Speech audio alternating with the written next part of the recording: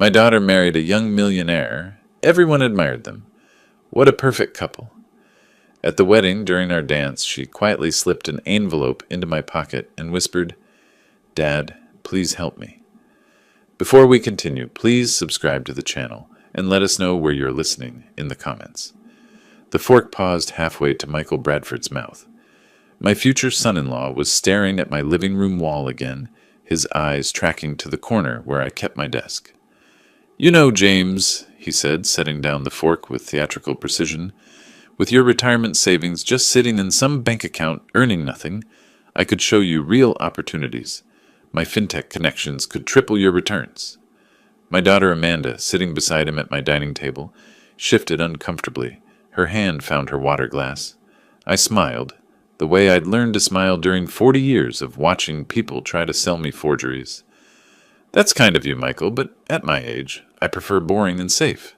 He laughed, too loud for my small Richmond district dining room. "Boring and safe.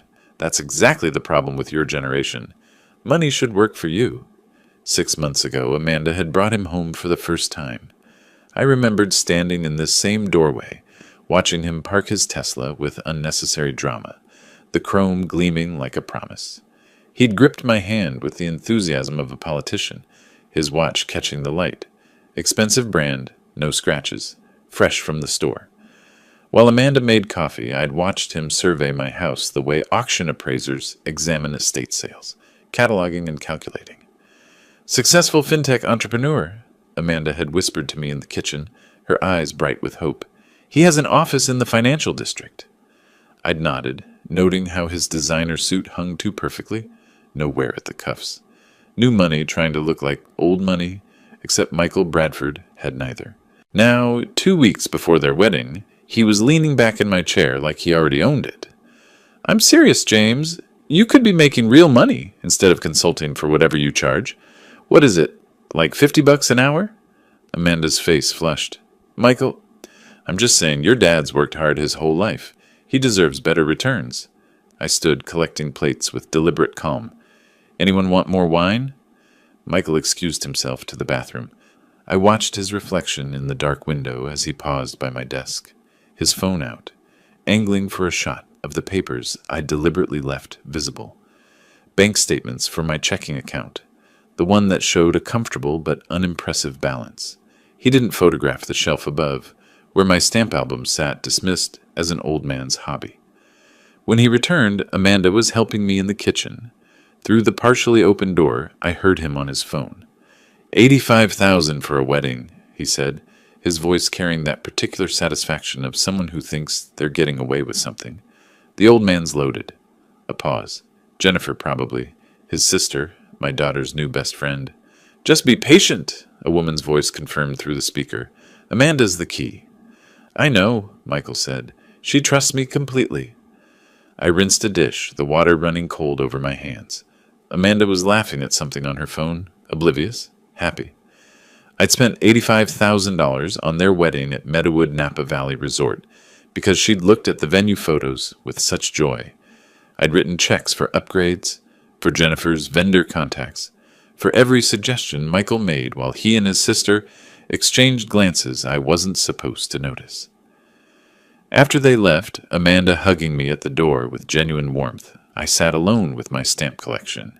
The penny black under my magnifying glass was worth $180,000 by itself. The full collection, assembled over 30 years as JS in the international art and collectibles market, was worth $8 million.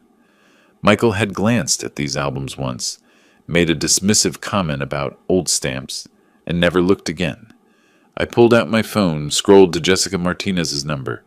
My old friend and attorney answered on the second ring. "James, it's late." "I need you to keep an ear out about someone," I said. "Don't explain why yet, just listen." "Who?" "Michael Bradford. Says he's a fintech entrepreneur with an office in the financial district."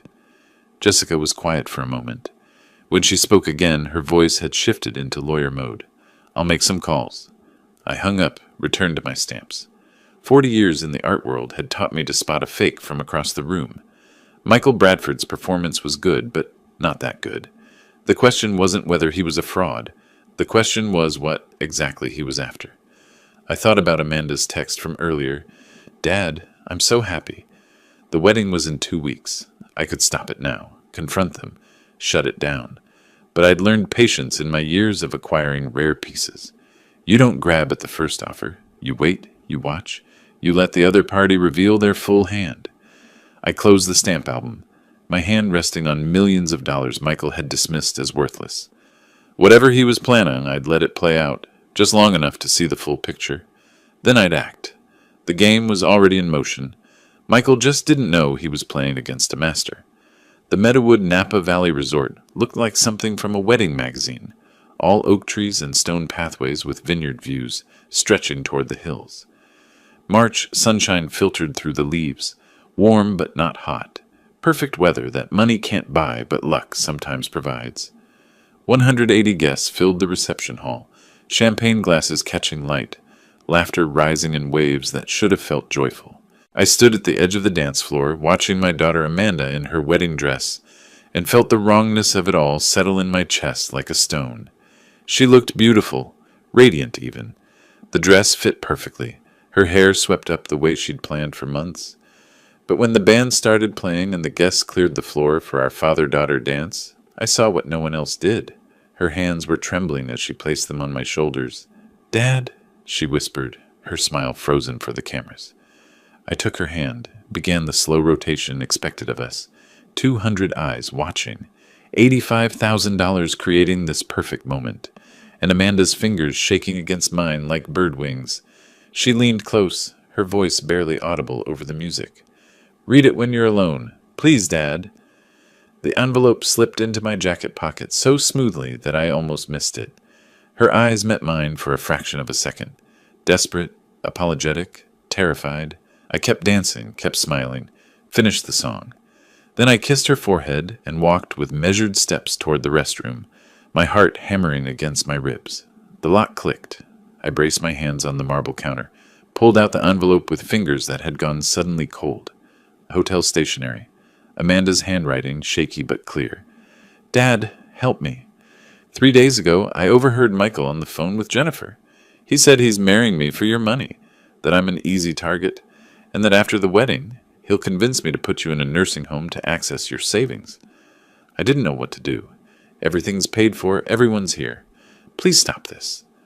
I read it twice. In the mirror, my reflection changed. Something shifted behind my eyes. A hardness that hadn't been there in 15 years, not since I'd stepped away from the art world's brutal negotiations and chosen a quiet life for Amanda's sake. I remembered teaching her to dance when she was 7, her small feet balanced on my shoes, trusting me to keep her safe. That trust had never wavered, not when her mother left, not through all the years of modest living while I hid what I really had, not even now when she could have run, could have canceled everything herself. She'd trusted me to protect her. One more time. I folded the note with precise movements, tucked it back in my pocket, straightened my tie. When I opened the bathroom door, I was someone different, someone Michael Bradford should have researched more carefully. The reception hall buzzed with conversation and clinking glasses. I found Michael at the bar, surrounded by 3 friends in rental tuxedos, all of them laughing at something he'd just said. "Old man's money well spent, right?" Michael's voice carried over the crowd. "At least the free booze is top shelf." His friends laughed. One of them clapped him on the shoulder. "You're terrible, Bradford." "I'm smart," Michael said, grinning. "There's a difference. I give it 6 months before we have full access to his accounts. Amanda'll sign anything I ask." I was standing 10 feet behind him. Several guests had noticed me, their expressions shifting from amusement to discomfort. Michael didn't see their faces change, too drunk on his own cleverness and expensive whiskey. I walked to the stage where the band had set up. The microphone was there, waiting. I picked it up. The music stopped, mid-note. Silence crashed over the reception hall like a wave. "This wedding is canceled." My voice came out calm, cold, absolute. "Immediately!" 180 faces turned toward me. Michael's confusion was almost comical. His mouth open, glass halfway to his lips, his brain trying to process what was happening. "I have information that makes this marriage impossible." I let the words hang there, let them sink in. "Amanda, come with me." "Wait, what?" Michael's face drained of color. James, you can't just... I looked at him. Just looked. He stopped talking. Jennifer appeared beside her brother, her hand gripping his arm, her expression frozen in horror. She knew. Somehow she knew I'd found out. Amanda was already moving toward me, her dress rustling, tears streaming down her face. I extended my hand. She took it. We walked through 180 stunned guests. Phones were coming out now, cameras capturing everything. Michael's voice rose behind us, stammering protests that convinced no one. Amanda! Amanda! Wait! Your father's confused. He doesn't understand. Jennifer hissed something at him. Shut up. Don't make it worse. How could it be worse? He knows. Somehow, he knows. The parking lot air hit us cool and clean. I opened my car door for Amanda, looked back once at the resort entrance. Michael burst through, Jennifer trying to pull him back, guests spilling out with phones raised like witnesses at a crime scene. I drove away. In the rearview mirror, Michael on his knees on the pavement, Jennifer's horrified face, 180 people watching his world collapse. Amanda cried quietly in the passenger seat. I reached over, squeezed her hand. It's going to be okay, I said simply. But first, they need to understand they made a very serious mistake. The car turned onto the highway, leaving Napa Valley behind. I woke at 5 the next morning, my bedroom still dark. Amanda was asleep down the hall in her childhood room, the one I'd kept exactly as she'd left it when she moved out at 25. I made coffee in the quiet kitchen, the ritual movements automatic, while my mind cataloged what needed to happen next. Michael Bradford had tried to con my daughter, had planned to institutionalize me. The wedding had cost me $85,000 I'd never see again. I sat at my desk, pulled out Amanda's note from yesterday, read it one more time. The paper trembled slightly in my hand, not from fear, from controlled fury that needed direction, needed purpose. I texted my attorney and old friend, Jessica Martinez. Need to see you. This morning. Urgent. Her response came within 2 minutes. My office, 9 a.m. Jessica's law firm occupied the 15th floor of a building on Montgomery Street in the financial district. I'd known her for 30 years since she was a junior associate, and I was building my art collection under a pseudonym. She'd helped me structure my anonymity when I decided to step back from that world, to live quietly for Amanda's sake. Her corner office overlooked the bay, morning light turning the water silver. She stood when I entered, her expression already serious. Jessica had excellent instincts for reading emergencies.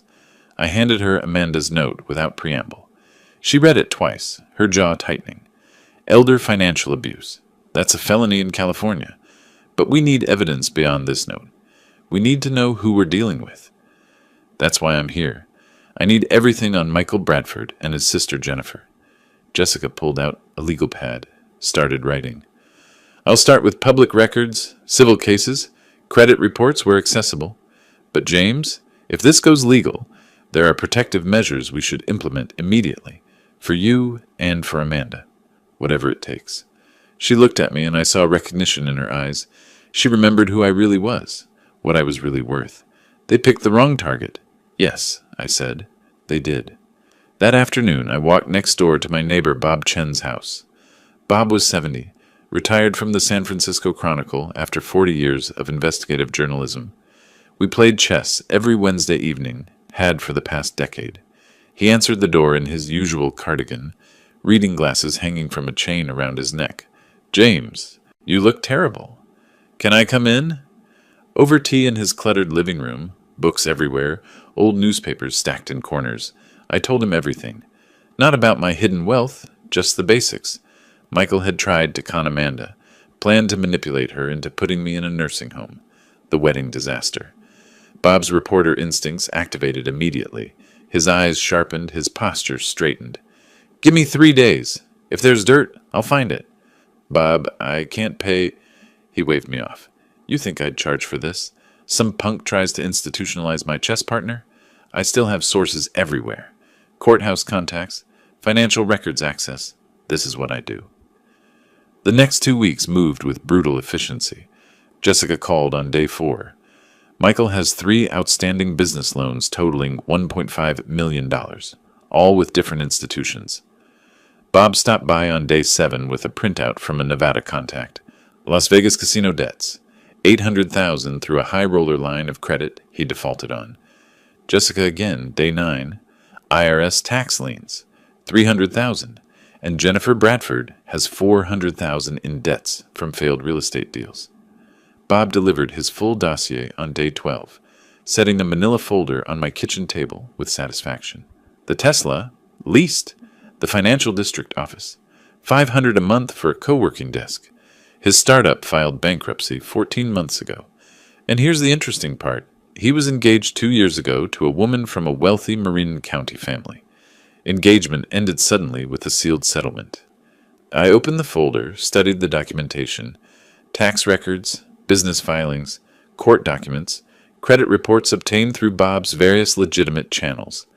Michael Bradford's entire fraudulent life laid bare in 50 pages. There's a pattern, I said quietly. Oh yeah, this isn't his first rodeo. You want me to push deeper? Not yet. Let me think about how to use this. By mid-April, I sat in my home office with evidence folders spread across my desk. Jessica visited that evening with legal strategies, restraining orders, fraud documentation, protective measures for my assets. Bob had brought me contact information for his old colleagues, still working at Bay Area newspapers, people who specialized in business fraud stories. I studied Michael's photo from a Facebook printout Bob had included. Young, handsome, confident smile. The smile of someone who thought he was cleverer than everyone around him. You thought I was just an old man with some savings, I said to the photo. Big mistake. Amanda appeared in the doorway with tea.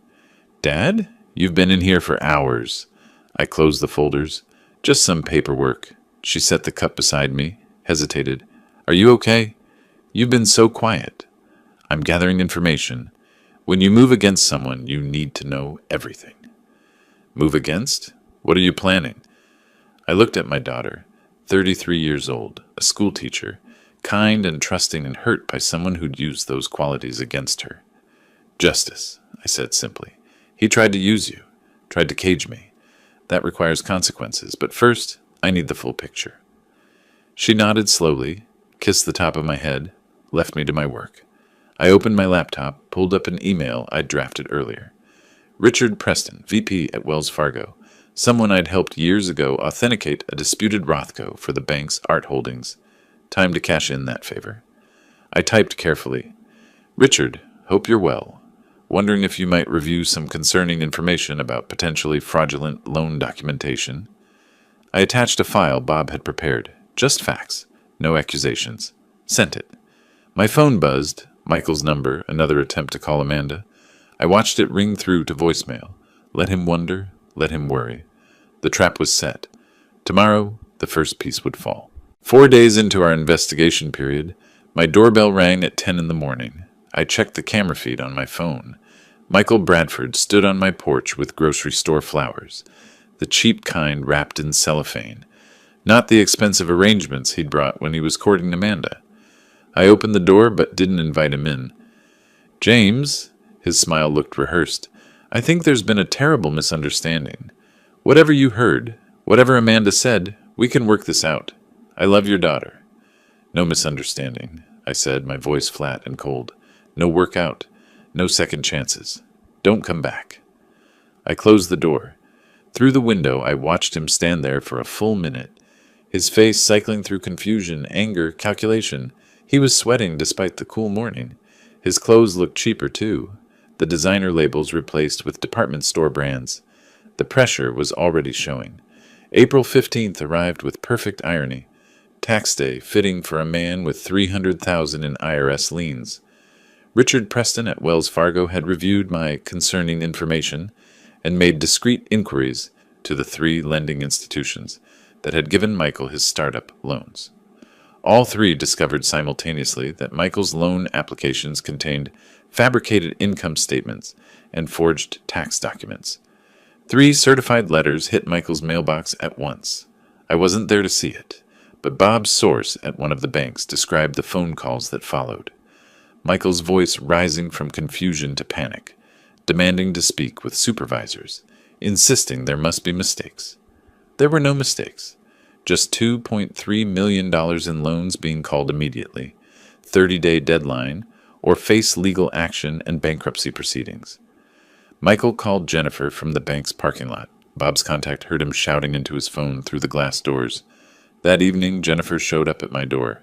I didn't answer, just watched through the camera as she rang the bell repeatedly, finally leaving a handwritten note wedged in the doorframe.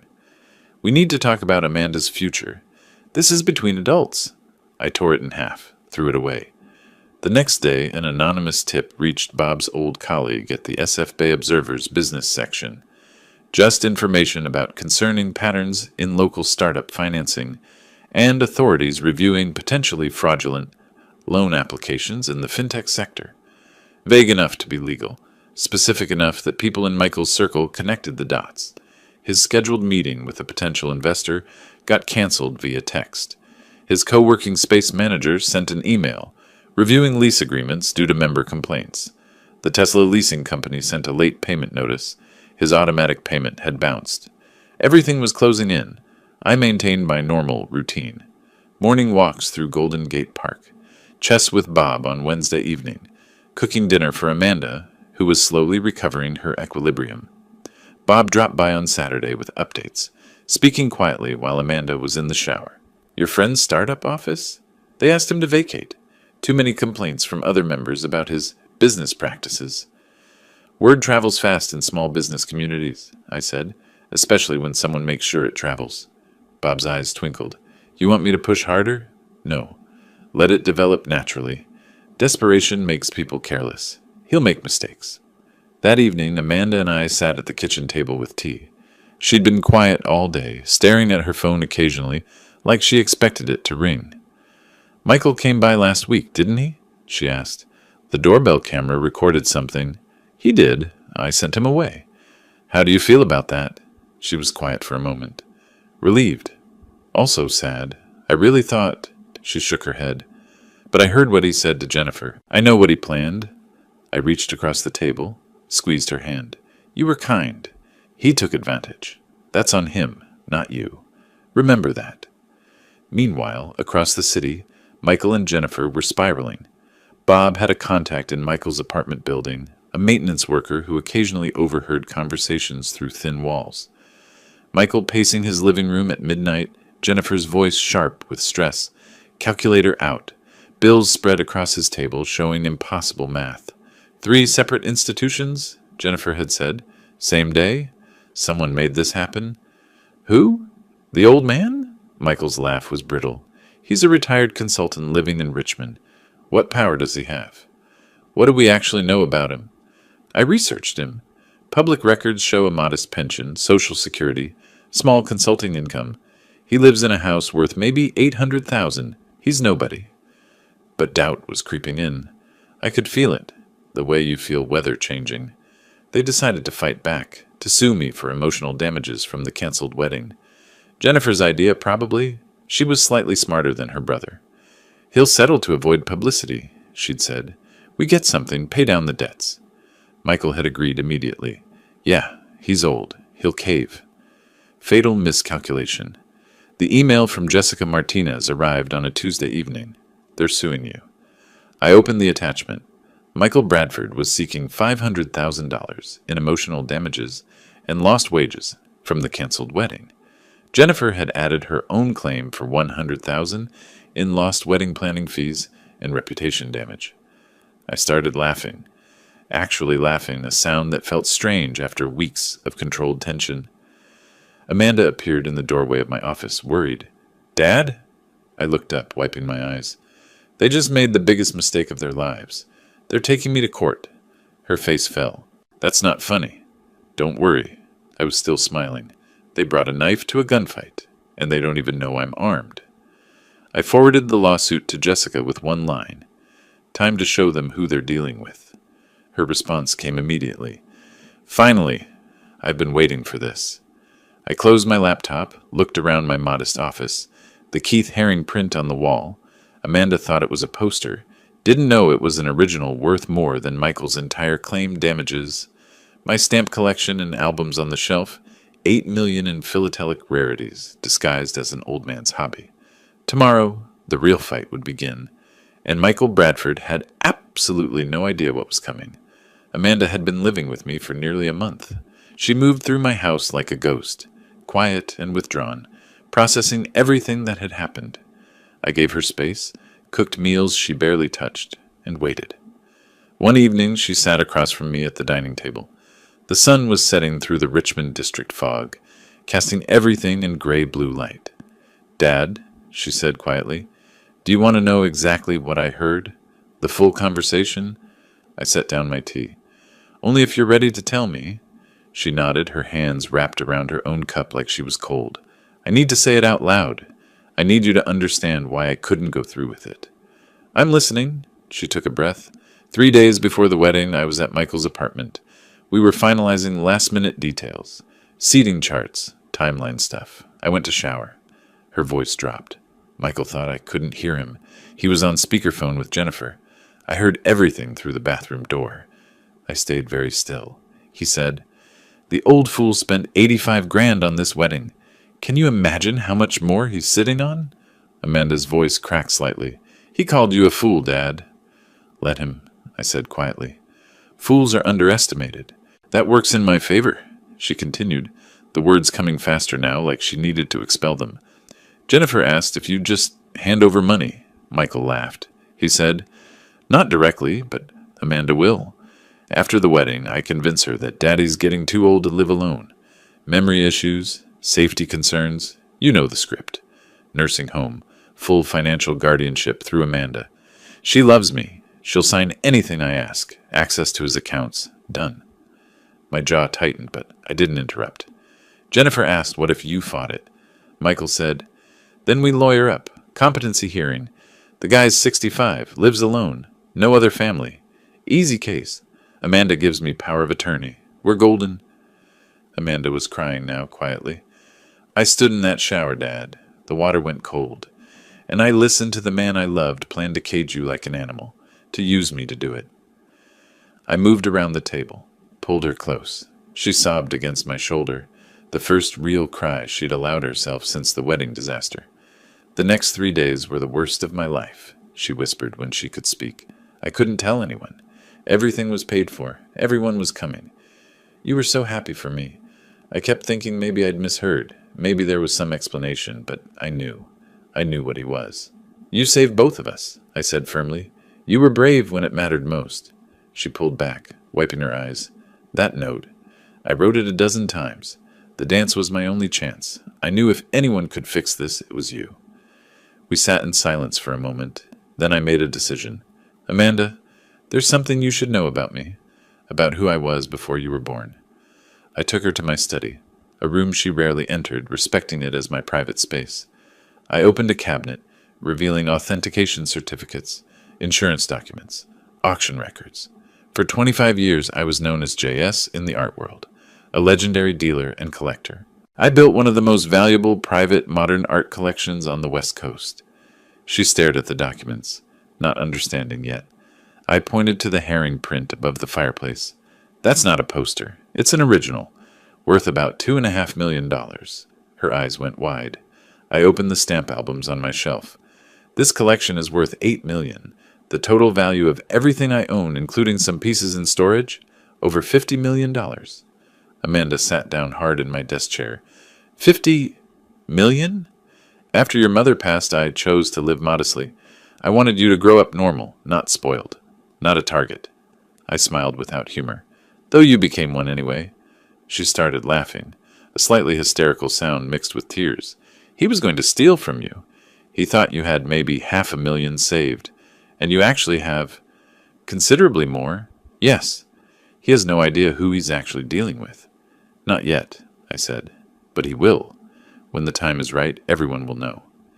She looked at me with new eyes, seeing not just her father, but someone else entirely. Someone capable of things she'd never imagined. "What are you going to do?" I thought about Michael Bradford's voice on that recording, planning to lock me away, planning to use my daughter's love as a weapon. What I should have done the moment I suspected something was wrong. I'm going to make sure he never tries this with anyone else's family, and I'm going to teach both of them that wisdom beats youth every single time. "How can I help?" I smiled. Document everything. If he contacts you, record it if legal, or write down exactly what was said. I already started. After the wedding, he called 5 times before I blocked him. I saved the voicemails. The texts, too. Smart? That's exactly what we need. You're stronger than you think, sweetheart. She hugged me again, this time not crying, but fierce. Dad, I'm sorry. I brought him into our lives. Stop. You fell in love with who he pretended to be. He's a professional con artist. That's not your fault. But what if he tries again? With someone else? I held her at arm's length, looked her in the eye. He won't. By the time I'm done, Michael Bradford won't be able to con a fortune cookie. I promise you that. Later that night, after Amanda had gone to bed, emotionally exhausted but also relieved, I sat alone in my study. My phone showed Michael's blocked text to Amanda, each one more desperate than the last. The final one sent that morning. Amanda, please, I need to talk to you. Your father has no idea what he started. I have rights too. My phone buzzed. Email from Jessica Martinez, sent late. Heads up, they filed against you today. Lawsuit for $500K emotional damages. Jennifer added $100K. Documents attached. This is actually perfect for us. I opened the attachments, read through Michael's legal complaint. Emotional language about traumatic public humiliation, broken promises, elderly man's irrational behavior. I read it twice, then started to laugh. A real laugh, genuine and dark. Michael thought threatening legal action would scare an old man into settling. Thought $500,000 would make me go away quietly. He had no idea he'd just handed me the perfect weapon. I forwarded the documents to Bob. You're going to enjoy this. Then I texted Jessica. Let's destroy them. I sat in a room worth tens of millions and thought about a con artist who'd tried to cage a lion. Tomorrow, the real game would begin. The process server arrived during breakfast. Official documents, thick envelope, Superior Court of California seal. Michael Bradford versus James Smith. Claim $500,000 for intentional infliction of emotional distress. Breach of promise. Public humiliation. Jennifer Bradford's addendum. $100,000 for lost wedding planning fees and professional damages. Amanda watched nervously as I read through the complaint. I was calm. Too calm. I called Jessica. They sued me. Her voice was gleeful. I know. I already have the documents. Can you come to my office in an hour? We're going to have some fun. At Morrison & Associates, Jessica's conference room overlooked the financial district, glass and steel towers stretching toward the bay. She spread Michael's lawsuit across the polished table. This is the best gift they could have given us. Her eyes gleamed with professional satisfaction. By filing suit, they opened the door for discovery. We get to subpoena everything. Bank records, communications, past relationships, and we counter with elder financial abuse charges. That's a felony in California. How fast can you move? I already filed for an emergency restraining order this morning. Hearings this afternoon. Judge is going to love this. She pulled out Amanda's recording transcript, the evidence Bob had compiled. Documentation of Michael's debts. We're countersuing for $5 million, Jessica said. And yes, I'm serious. That seems... California Welfare and Institutions Code, 15610. 30. Elder financial abuse. Targeting someone 65 or older. Penalties include criminal charges, civil damages up to 3 times actual harm, plus attorney fees. You're 65. He planned to institutionalize you for your money. We have it on recording. $5 million is conservative. By 3 that afternoon, we stood in Superior Court. Michael and Jennifer appeared with an attorney who looked like he'd taken the case that morning. Cheap suit, disorganized papers, the unmistakable air of someone realizing he was outmatched. The judge reviewed Jessica's emergency filing, Amanda's note, the recorded conversation transcript, evidence of Michael's debts, fraudulent loan applications, the pattern with his previous ex-fiancée. Michael's attorney tried to argue this was a private family dispute. The judge cut him off. This is alleged elder abuse. California takes this seriously. She looked directly at Michael. Mr. Bradford, I've reviewed the evidence. Your alleged plan to institutionalize Mr. Smith to access his assets is deeply concerning. Michael's attorney stammered, Your Honor, that's taken out of context. Counselor, I have a recording transcript. Nursing home, full financial guardianship, access to his accounts. What context makes that acceptable? Silence. That's what I thought. Jessica stood, presented our countersuit. Fraud. Attempted financial abuse of an elder. Intentional infliction of emotional distress. Conspiracy. $5 million in damages. Plus immediate restraining order. 100 yards minimum distance from James Smith and Amanda Smith. Michael's face drained of color. Jennifer looked like she might be sick. The judge ruled from the bench. Mr. Bradford, Ms. Bradford, I'm granting a temporary restraining order, effective immediately. You are not to contact, approach within 100 yards, or communicate in any way with James Smith or Amanda Smith pending full hearing. This includes phone, email, text, social media, or third-party contact. Violation will result in immediate arrest. She looked down at her papers. Furthermore, I'm scheduling a preliminary hearing on the countersuit for May 15th. Mr. Bradford, given the evidence presented, I strongly advise you to secure competent legal counsel.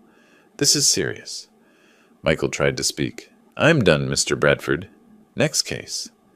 Jessica and I stood. Michael and Jennifer remained seated, stunned. Their attorney was frantically taking notes, finally understanding how badly this had gone. Outside the courthouse, spring sunshine harsh after the dim courtroom, we walked toward Jessica's car.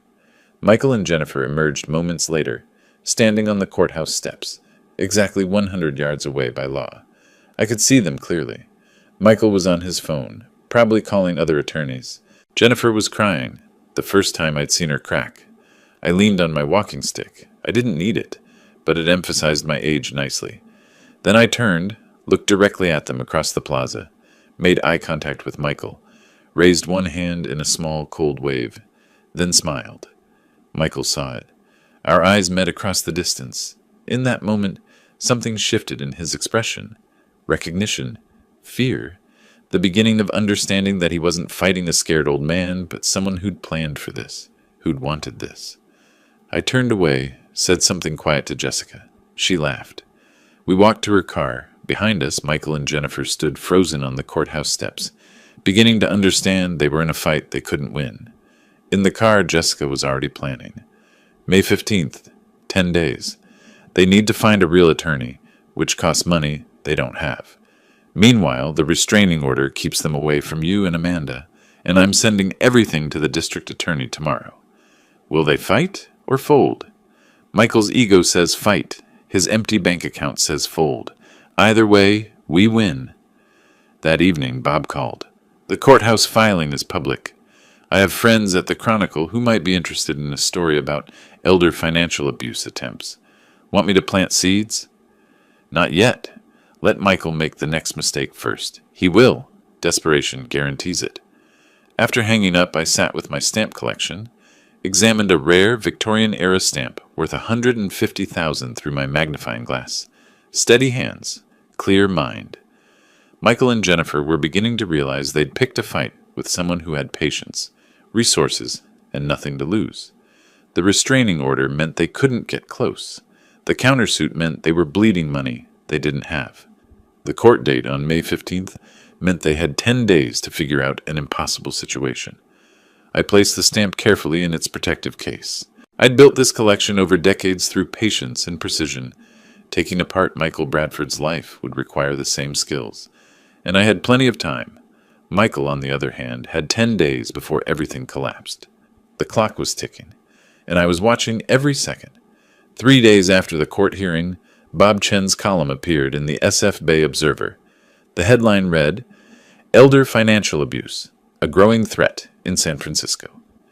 He didn't name Michael or Jennifer directly, but he described a recent case involving a 35-year-old entrepreneur who allegedly planned to institutionalize his fiancée's 65-year-old father to access retirement savings. The details were specific: canceled wedding at Meadowood, court documents, restraining order. Anyone in their social circle would recognize the story. Within 48 hours, the article had been shared across local social media 700 times. Michael's remaining business contacts saw it. Jennifer's real estate clients saw it. The Whisper campaign became a roar. "They're finished socially," Bob told me over chess that Wednesday. My sources say Jennifer's under investigation by the California Department of Real Estate. Michael got evicted from his co-working space. I moved my night, considering, what about the bankruptcy? Creditors filed for Chapter 7 proceedings the day after the May 15th deadline passed. Everything they have, which isn't much, gets liquidated. Bob captured my bishop. Tesla was repossessed last week. Michael had to Uber to his bankruptcy attorney consultation. Couldn't afford the retainer. The dominoes were falling exactly as I'd planned. 2 weeks later, I stood in the DeYoung Museum in Golden Gate Park, surrounded by San Francisco society at its finest. The charity auction for the Elder Financial Protection Fund had drawn tech executives, old money families, philanthropists who shaped the city's cultural landscape. I'd helped organize it through my art world connections, still not revealing I was JS, just a concerned donor who'd learned about this issue recently. My contribution, an early Banksy print, authenticated, valued at $800,000. Amanda stood beside me, elegant in a simple black dress. She'd been healing over the past weeks, growing stronger. Tonight, she held her head high. "Dad," she whispered, "half the people here are staring at us." Let them. We're supporting an important cause. During the speeches, a speaker told a story remarkably similar to mine. A man in his 30s who'd planned to institutionalize his girlfriend's father to steal retirement savings. No names given, but people in the room connected the dots. I'd arranged it through the organizers. I saw the looks, the knowing glances, the whispered conversations. Michael and Jennifer weren't here, of course, but they'd see the social media posts tomorrow, the photos of the glittering crowd, the Banksy piece, the people discussing elder abuse with pointed implications. "That Banksy you donated," Amanda said later, examining the auction catalog, "that was worth $800,000? According to the estimate. Michael thought you had maybe $500,000 total. You just gave away more than that." I smiled. It went to a good cause. And it made a point. The next morning, Jessica called with updates. Michael and Jennifer both filed bankruptcy separately. Smart move on Jennifer's part. She's trying to distance herself from him legally. What about our countersuit? Bankruptcy court takes precedence, but our judgment stands. They'll never be able to pay it, but it follows them forever. Credit destroyed, employment impacted. They'll feel this for years. I'm not trying to collect money from them. I'm trying to make sure they never do this again. Mission accomplished. No bank will touch them. No legitimate employer will hire them for any position of trust. Bob's sources reported their deterioration in detail. Michael and Jennifer had moved in together temporarily. Both broke, both unemployed, sharing his studio apartment. The arrangement lasted 2 weeks before it exploded. "They're screaming at each other nightly," Bob told me. "My contact in the building says the neighbor filed a noise complaint." I don't take pleasure in their suffering. You shouldn't. But you should know. Jennifer moved out yesterday, crashed with a friend in the sunset. The partnership is over. They're blaming each other. Predictable. Shared guilt destroys relationships. They couldn't face what they'd done together. Then Michael's letter arrived. Amanda brought it to me, her expression uncertain. It came through Sarah, my friend from teaching. He asked her to give it to me. He's not supposed to contact me directly because of the restraining order. I read it. Emotional, well-written, manipulative. Michael claimed Jennifer had pushed him into everything, said his feelings for Amanda were real, begged for one meeting to explain. Amanda watched my face. I'm thinking about meeting him, just to give him closure. Every protective instinct screamed no. Absolutely not. It was dangerous. He'd manipulate her. But I remembered Jessica's advice from weeks ago. You can't shield her forever. She needs to make this choice and see who he really is. I made a difficult decision. You're an adult. This is your choice. But if you meet him, it's in a public place during daylight, and I'll be close by. She nodded slowly. Blue Bottle on Hayes Street, Saturday afternoon. I called Bob. I need you at the cafe. Discreet. Recording device for safety. Already planning it. To Jessica. The restraining order, if Amanda initiates contact, that's legal. Yes, but if he becomes threatening, it's grounds for arrest. I'll have SFPD aware of the situation. Saturday arrived. I positioned myself across from Blue Bottle in my car where Amanda could see me through the window. Bob sat inside at a corner table with a newspaper and discreet recording equipment. We'd arranged a signal, If Amanda placed her coffee cup at the edge of the table, I'd enter immediately. Through the cafe window, I watched Michael arrive first. He looked terrible. Unshaven, worn clothes, hollow-eyed. When Amanda walked in, he stood with what appeared to be genuine tears. I couldn't hear the conversation. Could only watch body language. Wait. Trust my daughter's strength. 15 minutes passed. 20. Then Amanda stood abruptly, placed her cup at the table's edge. I was out of the car and crossing the street before she reached the door. She walked straight to me, her expression clear and resolved. Not crying, not shaken, clear-eyed. We got in the car, sat in silence. Finally, she spoke. You were right, about all of it. He asked me to get money from you. Even now, broke and desperate, it was about money. I took her hand. I'm sorry you had to see it. I'm not sorry. I needed to see it myself. Now I know. Bob called as we drove home. Got everything on audio. He violated the restraining order spirit by trying to use her to reach you, and he admitted hearing rumors about your wealth. That evening, Jessica called. The DA is filing charges. Tax fraud, loan fraud, attempted elder financial abuse. They want you to testify.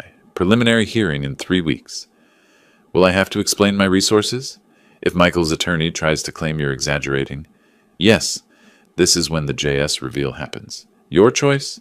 Amanda was listening. She nodded at me. Do it, Dad. Let everyone know who you really are. You've hidden long enough, I decided. I'll testify. Fully. Let them know who JS is. Jessica paused. It'll make news. Your art world reputation will go public. Good. Maybe another young con artist will think twice before targeting someone they assume is weak because of age. After the call, I sat in my study surrounded by my hidden treasures.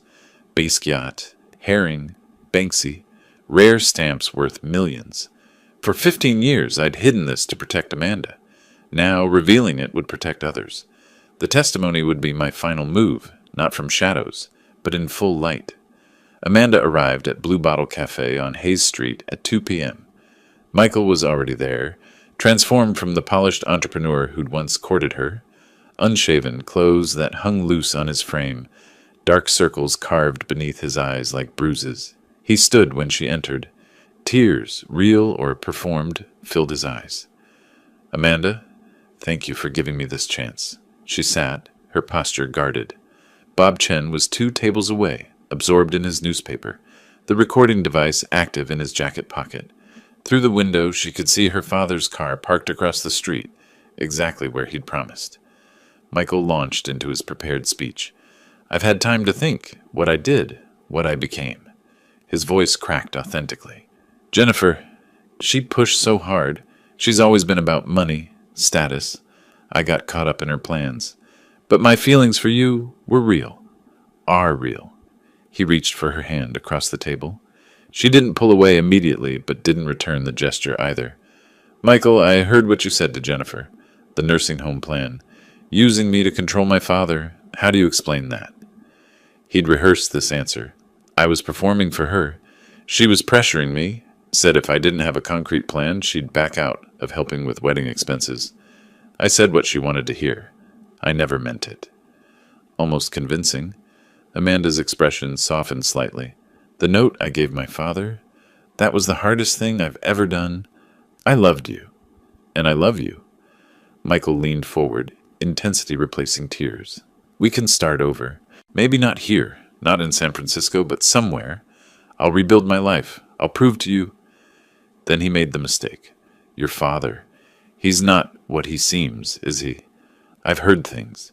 Rumors about money, art, collections. Is it true? His eyes sharpened despite the performance of contrition.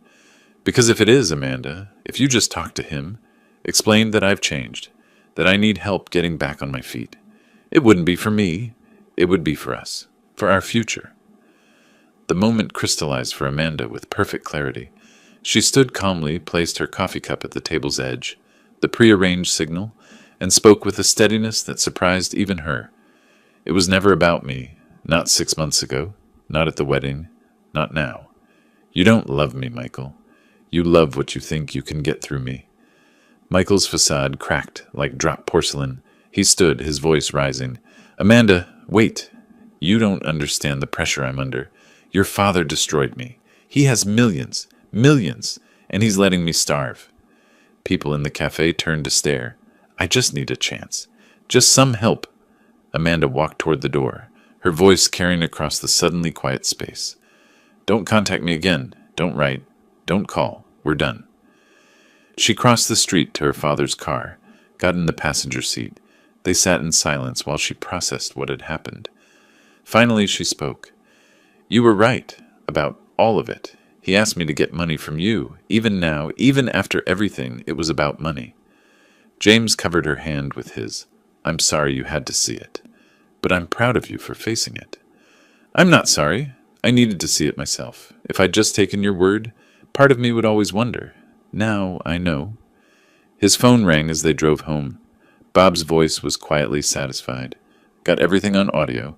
He violated the restraining order spirit by trying to use her to reach you, and he admitted investigating your wealth. This is usable. Keep it safe. After Amanda left the cafe, Michael returned to his studio apartment, rage and humiliation burning through the careful performance he'd constructed. He called Jennifer. She knows about the money. Someone told her that old man is rich, really rich. We targeted the wrong level. We should have gone bigger, planned better. Jennifer's voice cut through like glass. We? There is no we. You ruined this? Even at the cafe, you couldn't help yourself. You had to ask about money. Mutual friends saw the whole thing. You're pathetic. This was your idea. You found Amanda. And you executed it badly. I'm done, Michael. Don't call me again. Her voice went cold. When the DA's office calls, I'm cooperating. I'm not going down for your mistakes. She hung up. Michael sat alone in the apartment that had become his prison. Everything lost. Money, reputation, his sister. Any chance of salvaging anything. His phone rang.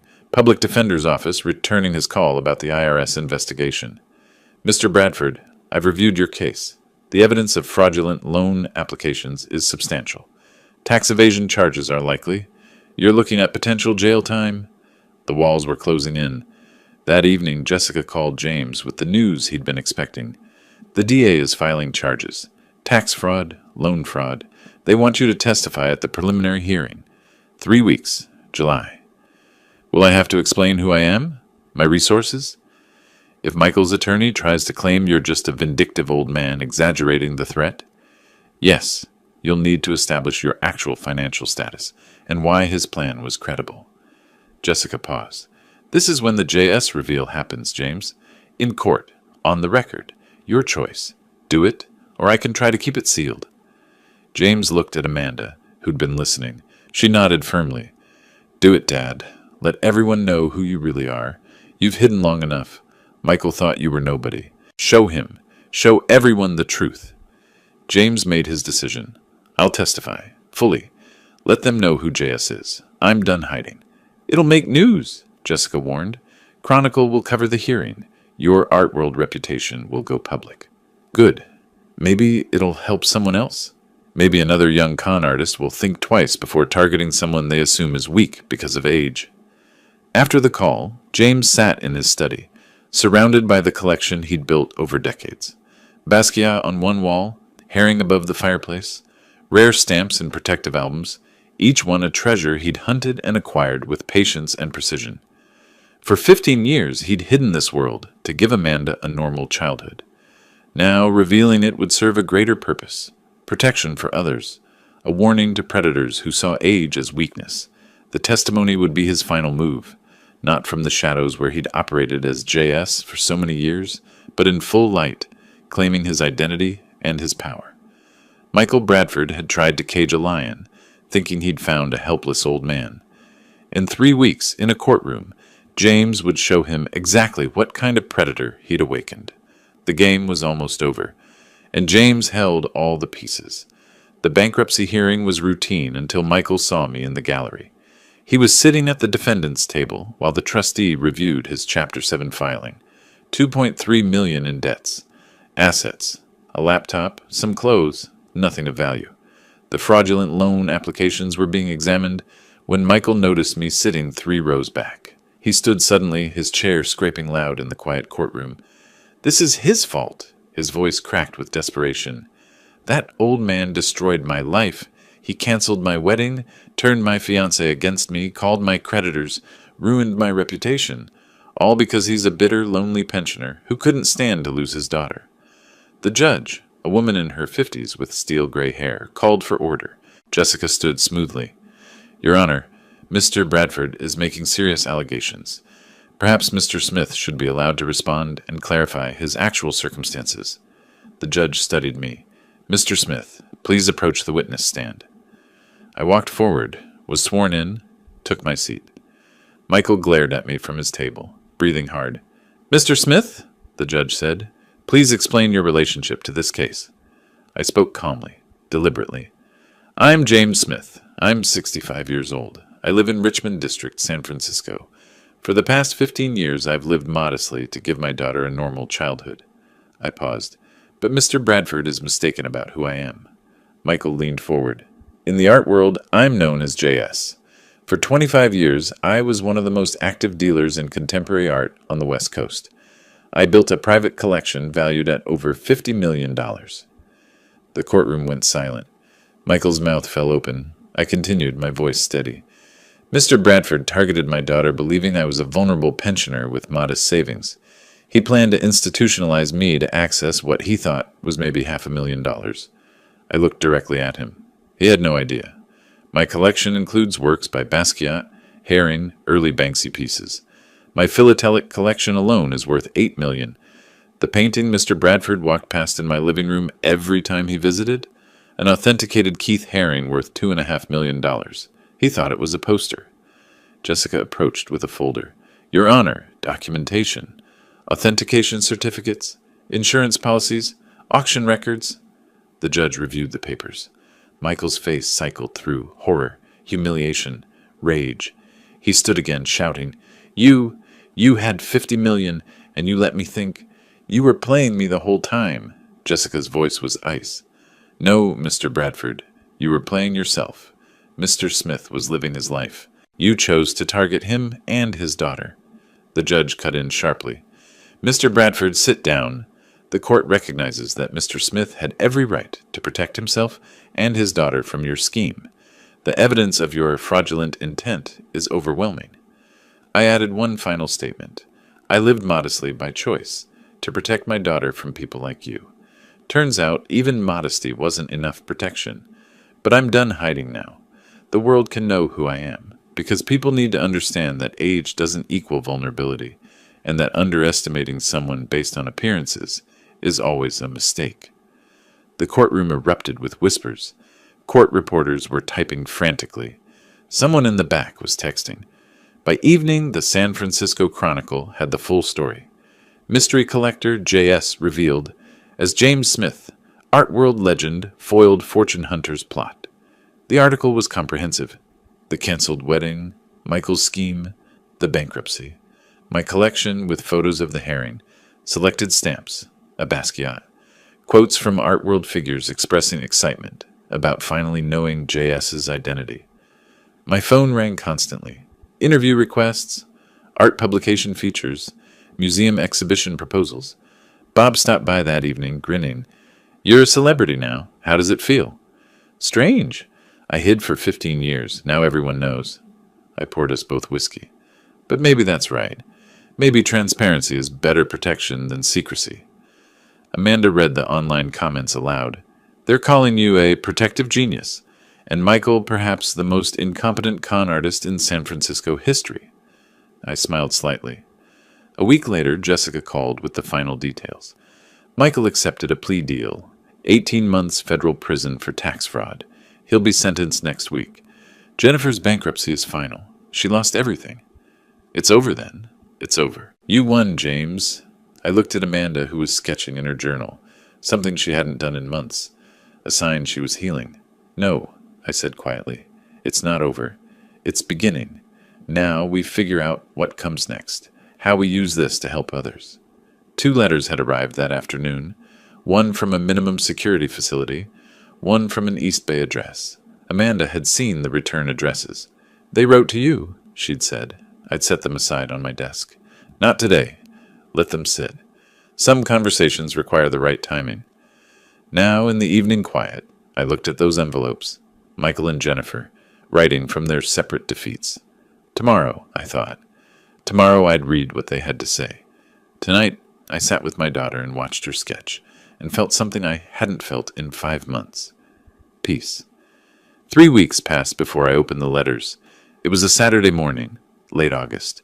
Amanda brought me coffee and said quietly, "Are you going to read them?" I picked up the first envelope. Michael's handwriting, return address from federal prison. "Mr. Smith, I'm writing this from a place I never imagined I'd be. 18 months feels like forever when you have nothing but time to think about your mistakes. I was blinded by greed. I looked at you and saw a target instead of a person. I looked at Amanda and saw access instead of the woman I claimed to love. You were right to stop the wedding. You were right about everything. You gave me a lesson I'll never forget. I don't expect forgiveness. I don't deserve it.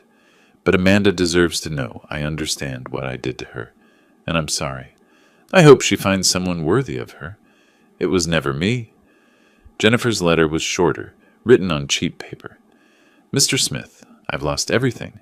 My license, my career, my savings, my brother, my reputation. I'm working in a call center making $11 an hour. Some mornings I don't want to get up. But I do, because I have to live with what I've done. You had every right to stop us. We planned something cruel and thought we'd get away with it because you were older and seemed alone. We were wrong about your circumstances, but more importantly, we were wrong about who you are as a person. Thank you for not destroying me completely when you could have. I'll spend years paying my debts, but at least I'm free. That's more than I deserve." Amanda asked, "What will you do?" I thought carefully. Then I wrote 2 responses. To Michael, "Your apology is accepted. Use these 18 months to become someone different. The doors to my life and Amanda's are closed permanently, but the doors forward are always open if you choose to walk through them honestly. Learn from this." To Jennifer, "Your apology is accepted. Rebuild your life with integrity. Stay away from my family, but know that I don't wish you continued suffering. What you did was wrong. Your consequences are appropriate, but consequences aren't forever. Character changes are. Choose to be better than you were." I signed both simply James Smith. Amanda read them. "You're not forgiving them exactly. I'm releasing them. There's a difference. Forgiveness would mean restored relationship. I'm not offering that. But I'm acknowledging their apologies and telling them to move forward. Justice doesn't mean I have to hate them forever. They paid the price. Now they need to do something useful with whatever comes next." That evening we attended the charity exhibition at the De Young Museum. My collection was displayed with full authentication and provenance. The herring from my living room, several Basquiat works, the early Banksy, selections from my rare stamp collection under glass. Each piece had a small placard showing its value. The exhibition was titled "Wisdom and Worth, Protecting America's Seniors." I gave a short speech to the assembled crowd, San Francisco Society, collectors, elder advocacy groups, media. I hid this collection for 15 years to protect my daughter. Then someone tried to use my daughter to steal from me anyway. I'm showing you this tonight, not to boast, but to make a point. Appearances deceive. Age doesn't mean vulnerability. Kindness doesn't mean weakness. Don't underestimate people, and don't prey on those you think can't fight back. Sometimes they fight back perfectly. Applause filled the gallery. Later, I watched Amanda talking with Jacob, the young museum curator who'd helped organize the show. Early 30s, genuinely enthusiastic about art, asking intelligent questions about provenance and collecting philosophy. They'd been seeing each other for a few weeks. I'd noticed but said nothing, letting her make her own choices. He was explaining the significance of a Basquiat piece, and Amanda was smiling. Really smiling. Not the forced smile she'd worn with Michael. Bob approached, following my gaze. "That's the curator, right? He seems better than the last one." "Substantially better. He hasn't asked about my net worth once." Bob laughed. "Low bar, but fair." Jessica joined us. "So JS, now that you're public, what's next?" "I'm thinking about making this fund permanent. Maybe establishing a foundation, using the collection to teach people about protecting themselves. Seems like a better legacy than sitting in my living room." The exhibition ended. Amanda and I drove home together. "I'm proud of you, Dad. You could have just called the police. Instead, you taught them a lesson they'll never forget, protected other people from them, and turned it all into something positive. I had resources they didn't expect. Not everyone does. That's why the fund matters, helping people who don't have $50 million to protect themselves. At home, I returned to my study, pulled out a new acquisition, a penny black 1840 stamp I'd purchased at auction for $300,000. I examined it through my magnifying glass, the detail incredible even after 185 years. I thought about the past 5 months, the canceled wedding, the investigation, the legal battles, the JS reveal, the victory. But mostly I thought about Amanda, safe, healing, learning to trust again but more carefully. The stamp went into its protective sleeve. The album closed. Life continues. I'm no longer hiding. The people who tried to use me are living with the consequences of underestimating wisdom, experience, and a father's love. The best revenge, I realized, wasn't destroying them. It was living well, openly, and making sure they could never do it again. That's justice. That's enough. Through the window, San Francisco lights twinkled in the dusk. Somewhere in that city, Michael sat in prison learning hard lessons. Jennifer worked late at a call center. They were living with consequences, but they were living. That's grace. The album on the shelf contained millions in stamps. The walls held millions in art. But the real treasure was in the next room. My daughter, safe and happy and wise now. That's the victory that matters. I turned off the study light and walked toward the sound of Amanda's laughter. If you liked this story, please like this video, subscribe to the channel, and share your impressions of this story in the comments. To listen to the next story, click on the box on the left. Thank you for watching.